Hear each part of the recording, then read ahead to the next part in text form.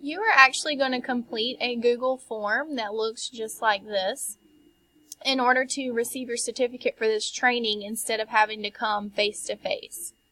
So when you open the form, this is exactly what it'll look like. You have to put your first and last name, please, so that it will appear on your certificate. So you have to do that.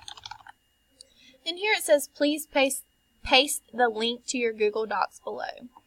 The way you do that is you find your Google Docs, you open it, select it, right-click, copy, go back to your form, right-click in your answer, and paste. And then the link is there where I will be able to open it.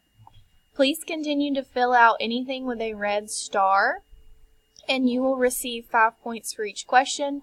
Once you have made a 100, then you will receive a certificate in the mail that you have completed the training. This will make up for one of the 3 trainings instead of having to come face to face. So please try to do this. Thank you. If you have any questions, please email me.